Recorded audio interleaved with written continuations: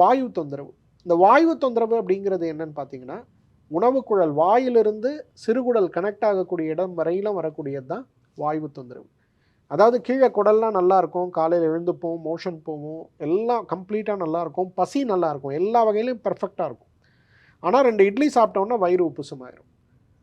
அதுக்கப்புறம் மதியம் சாப்பாடும் சாப்பிடுவோம். பசியும் இருக்கும் சாப்பிடுவோம். இன்னும் கொஞ்சம் உப்புசமாகும். மாலை நேரங்கள்ல ஒரு மலைப்பாம்பு மானை விழுங்கியது போல நகர முடியாத அளவுக்கு வயிறு கனமாயிரும். இதுக்கு பேர் தான் வாயு தொந்தரவுன்னு பேரு. அதே போல ஆத்மானம்னு ஒரு வார்த்தை சொல்லுவோம். அது என்னன்னா, மேல் வயிறிலிருந்து பெருங்குடல் வரையிலும் வீக்கமா வருது. அடிவயிறுல எந்த ஹெவினஸும் இருக்காது. வயிறு மேல இங்க வயித்துல நம்மளோட மார்புக்கூடு நடுப்பகுதியில ஆரம்பிச்சு, பெருங்குடல் கனெக்ஷன் ஆகுற வரலும் இருக்கும். இது வந்து சிறுகுடல் அழற்சியால் வரக்கூடியது. இன்டெஸ்டைனல் ப்ராப்ளம், ஸ்மால் இன்டெஸ்டைன் ப்ராப்ளத்தினால வருது. இது வந்தா என்ன ஆகும்னா, உங்களுக்கு சாப்பாடு கீழவும் போகாது, மேலேயும் போகாது, நடுவுல அடப்பட்ட மாரி நிக்கும்.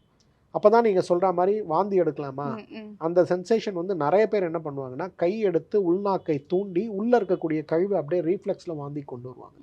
வாந்தி எடுத்த பிறகு பார்த்தீங்கன்னா, ரொம்ப கம்ஃபர்டபுளா இருக்கும். எந்த பிரச்சனையுமே இருக்காது. ஆமா. இது வந்து இதுக்கு பேரு இதுவும் ஒரு வகையான வாயு தொந்தரவு. இதுக்கு ஆத்மானம்னு சொல்லுவோம். டாக்டர் ஸ்ரீவர்மாஸ் ஆரோக்கியமும் ஆன்மீகமும்.